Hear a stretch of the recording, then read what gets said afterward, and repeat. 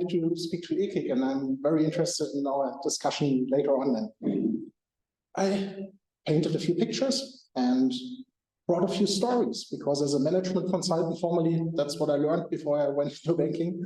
And now I've been for 5 years with the church. I'm speaking about embracing the digital age and aspects of data. And when I speak to church leaders, I sometimes wonder, they're really afraid of using data sometimes. And I think they might have the fear that using data in church will lead to a nasty cyber church. I asked Gen AI model yesterday to paint a picture what a church with data would look like, and it painted this picture. Very futuristic, but not a church as we know it, and not a church as we love it. But can't a church with data also be like a good church as we know it in the traditional way, combining the best of the tradition with the new things technology offers? What could happen if the church embraced data to increase impact and reliability? I have some examples here. You will get the slides later on. And I'll just show you several aspects of concrete examples how data can be used to make the church better. This is one of my first graphs I did in 2018. It took about top 700 search results of each of our 20 member churches. So each of the bars represents a church. And it looked how well they ranked on Google. The orange colored bar on the bottom basically says these are results on the first Google result page. Really good. Then you have a tiny bar on the second result page, and the last top bar basically shows result page 3 to 20. And you see on the very left, a really good member church. They have, out of 672 results, they have 656 displayed on the first Google search page. So a strong result, lots of good results in the Google. And you see about half of member churches have more than half of their results on the first page with the Google search, but then the second half loses out and has their results there where most people don't look. What I found very interesting when I looked into organizational size, that from the top performers, some were tiny churches with tiny budgets. And from the low performers, there were some big churches with big budgets. The opposite of what you expected. But it showed that small people with small budgets can do a lot if they focus and are happy with what they do and get things done.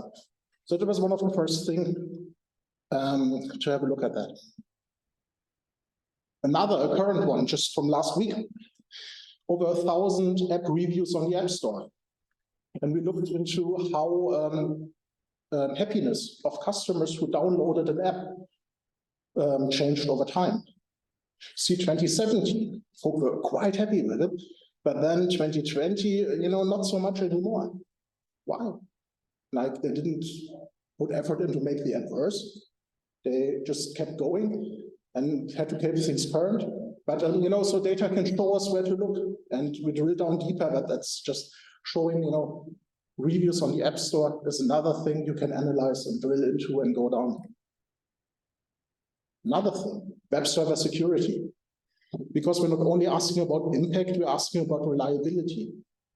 What would happen if your church's website would show a really nasty message, creating a big shitstorm online that wasn't put there by you, but by some hacker kid who just was playing fun? So it's important to have reasonable safety on your website.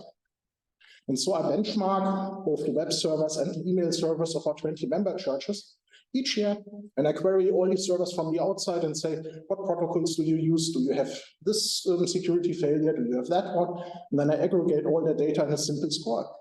You see the top performing church has 77%, which is really, really good. And we see the low performing church has 33% out of 100, which is not so good. And basically, what makes me happy is that these numbers lead to improvement. Year by year, churches get better. I remember when I first did this, I got really angry phone calls. How dare you? Yeah. But 3 days later, I got happy phone calls from IT people who said, for 4 years, I've been trying to get my boss to approve this change. And now that you see the comparison, he said, we are only one of 3 red ones, and we want to be green too. Then he approved the budget, and things changed. Now they're greener and safer and better. So just by making things visible has helped a lot. And you also see, I didn't put names there. I just put a number 1 to 20, and each church know who they are. And you could ask Christoph where Bavaria is, but nobody else knows. And Christoph knows if it's tops of the pack or if it's at the bottom, but that's just internal knowledge. Nobody else knows, and that's something that helped a bit to make it more, because I don't want to blame and shame. I just want to help the individual churches to say, look, for example, with the red ones at number 16, you could say, look, with that one thing, you're in the tiny minority of folks who don't have that. All the others do, you know, and that's helping them basically to convince their management to change. Another topic again, text mining. Imagine you go to your bishop or your church leadership council or high synod and say, yeah, look, we looked into the data, what people said, and we aggregated all the data, what people left for us. And there's lots of instances of nice church, very nice church. People say that. Yeah, but also people say, the middle one, in German, it says something like, it's a very beautiful church, but it's too stupid to plan things. So how does sentiment analysis process that? It said the sentence is neutral because the first bit is positive, the second bit is negative. So in general, the score is neutral, but it's not so neutral, and using more data from outside might lead to one or other difficult discussion in church management boards. The tiny thing, what each of you can do, is to use Twitter to see how you can basically, what's the top message about your church or about a topic. Since I'm speaking at ECIC today, I put in church internet and set in min-favs 24999. So basically, this tells Twitter to only give me back tweets that have more than 25,000 likes. And there was one like that came up with 30,000, and it shows like a really bad thing. A pastor in America wrote a very hateful email from his church account, and somebody posted it and said, look how much hate they sent from a church account. And that really blew up 30,000 likes for hate from a church account where people were disgusted with this church. And that's also showing how you need to have security at hand, because if third parties do that without your knowledge, that's really hurtful for you. Another thing. This is an Italian company with whom I work. They do graph analysis of different social network issues. That's something I've been monitoring for a long time. In German, it's the word Kirchenaustritt, basically the decision to leave the church. And lots of folks share when they're going. And I'm interested in what stories are connected with that, what topics are connected, what hashtags are connected. And in the beginning of this year, I had an anomaly because we had Kirchentag. It's a big event. 100,000 of people gather sometimes and 6,000 trumpets playing. It's really lovely, great event for the church. But for peculiar reasons, that was the top word that was associated with leaving the church. How could that be? So I looked deeper into the data. And that's basically the word cluster, like it's several words people use when they write messages about leaving the church. And you see that there's a huge spike just when Kirchentag was about. So had to do something with the final sermon that really annoyed some people. And checking that with the whole of German Twitter, we looked at instances of blasphemy. So basically, when folk wrote, we just counted how often folk were using words like apostasy, heresy, blasphemy, etc. And it's just how often that word is used. And you can see a huge spike when that final sermon was. And when you look deeper into the data, it's always important to verify what you find there. You found, like her, for example. She's been on a church parish membership board for 30 years, was active in the choir, and on Monday morning she went and left the church because it was really hard for her. And also that thing, if you look at the bottom, got over 1,000 likes. So basically got a new social media thing rolling. So I think it's really important if you have huge events and put speakers from the very fringes, if it's super conservative or super liberal, they will annoy the other end of the spectrum. And I think you're much safer with speakers from the middle of the spectrum. They will annoy less people and cause less people to leave. You also see positive examples. We've one here, a regional bishop in the Church of Hanover. She's really good at Twitter. She got thousands of likes for several posts, and she really manages to connect with people online and in the media. And so I have much more fun with positive examples to collect those. Another thing where data can help us is this one. A local regional bishop whose church area has got 94 church locations. And I asked him if you could look at all the reviews of 94 locations from 5 years on one page of paper, would you be interested? He was very interested. We looked at that and we can see that's how sentiment has been going since 2017. And mostly folk are really, really happy with his churches. 81 overall sentiment, 85 almost positive, 12% neutral, only 3% negative. So that's really good. And then you can drill into the negatives and see, yeah, the youth group made a bit of loud music very late at night and that annoyed a few people. You can now read that on Google Maps. But you also see some more distressing issues that need looking after that weren't commented for 2 or 3 years. So basically you can find the occasional thing where you need to act and go into. I'm just showing the tool that exists. That's advanced text mining, and where we basically use reviews from church location to apply a structuring algorithm and look what are people talking about, and then you basically drill down. So basically you tap on the right thing on Kirche, and then it zooms in and basically opens up the circle, and then you can tap again and zoom in again. And so you can basically navigate through huge amounts of data to understand what people are telling about church locations. E.g., if you look at that one, in the beginning there were few reviews, lots of 100%, then one really unhappy period, and then it sort of leveled out, but it's going a bit down. We had over 4,000 segments where we analyzed how happy folk were, and you see 75% happiness is also quite good. But if you drill into what riles folk, you see the second one from the bottom, 55% unhappiness. It's called with the word Eintritt, which is German for admission fee. So if you charge people money to go into a church, that really annoys them. Folk accept if they're premium bits in the church. So basically to see the altar, to see the tower, they're happy to pay. But basically by data analysis, you could see if the whole church costs admission, there's 7 times more negative sentiment in the data samples, and sometimes folk are really, really angry. So basically, I think that I wrote to tourist specialists within the church, if you have a setting where you say it costs money to go up the tower, it costs money to see that very special piece of art, but the praying area is free for everybody, that's a much better way shown by the data than to say, to enter this church you have to pay, which some folk really, really hate. Another thing, that shows engagement rates on church accounts on Twitter. The technology also works on Instagram and others, but basically for Twitter, you can basically see an interesting thing. On the top, it's a local area in Berlin, where a group of parishes are very good at social media, very creative. They get massive engagement rates, but they're very small.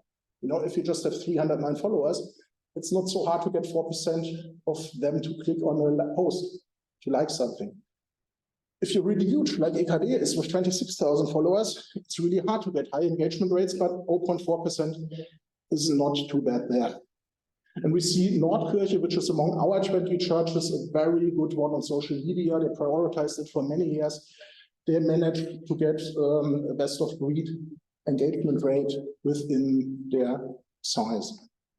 So that's also helping to look into What do people do with the stuff we put online?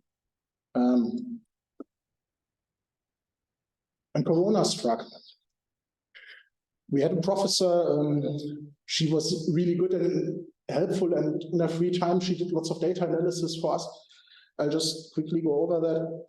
Found that interesting. That shows the first year of Corona, how many viewers you had on YouTube church services. And it shows the quartiles, like the blue graph is the median. 50% of services on that Sunday had more viewers than the blue graph, and 50% of services had less viewers than the blue graph. And you see on the very left, when Corona was new, there were very few church services, and many people wanted to watch them. So the few ones that were already there, they really got viewers.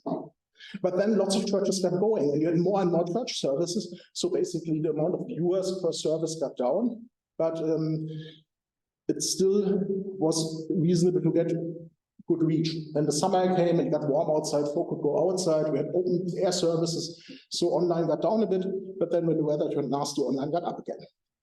So basically we could monitor that and analyze 1,600 church services to see on each Sunday what's a good mark, what's a medium mark, what's a low mark.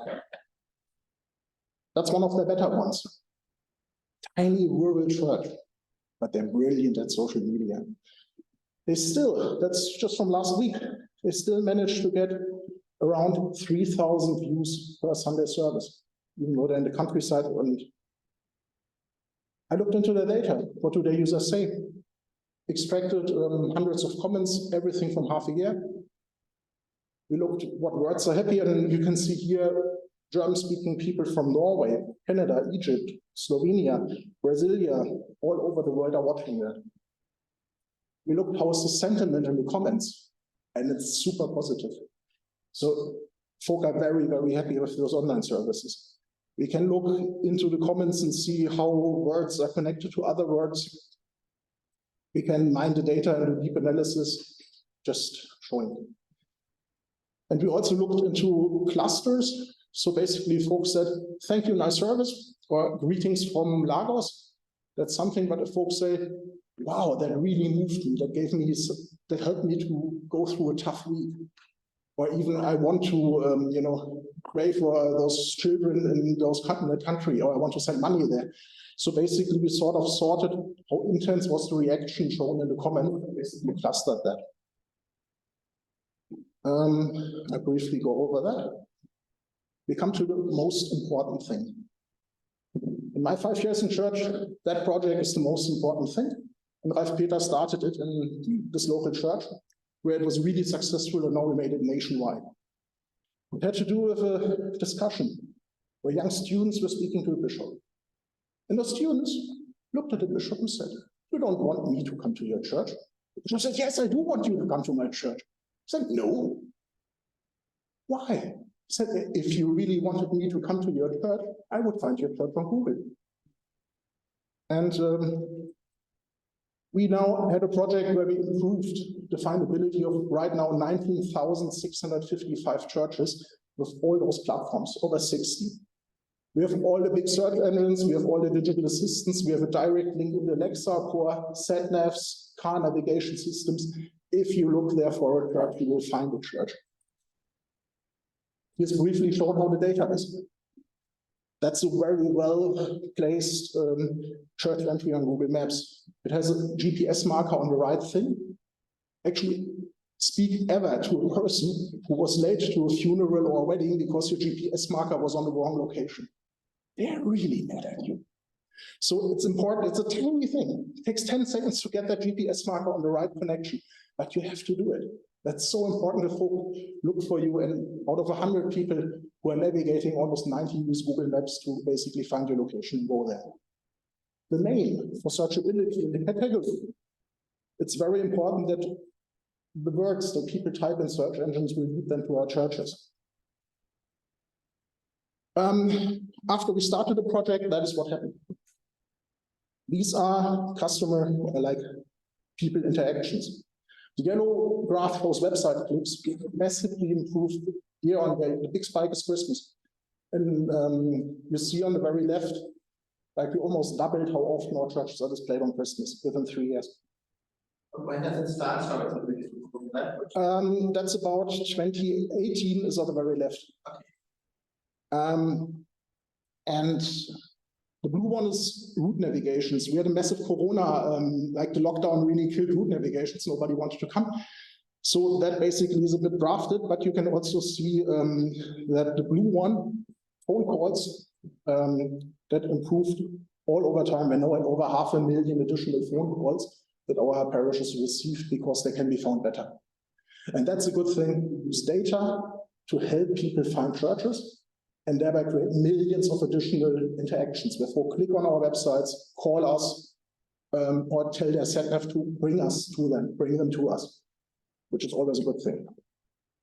This year we launched our international parishes. We have, as a Protestant church for expat communities, parishes all over the world, and we made them also better available. If we drill down into Ralph Peter's church, you can see on the left where they have locations, and you can see on the right the aggregated data changes. So for example, just to pick one out that you might like website URL on the bottom. We were 1,300 changes made to website URLs on local profiles, and the platform published that to 19,000 backlinks, mostly of the highest quality. Because if like the big publishers give you a backlink, they have a high reputation online, and the search engines really like that. And so 19,000 additional high quality backlinks is something. And that's just Ralph Peter. We've got plenty of other churches and way more backlinks. The thing which I like most about that is stuff like that. When suddenly in the local parish, a chat window pops up, and over that entry, we made better available. Folk found a church and said, hey, I would really like to go to church, but I'm not baptized. And then you can say, you're very welcome. Please come to church.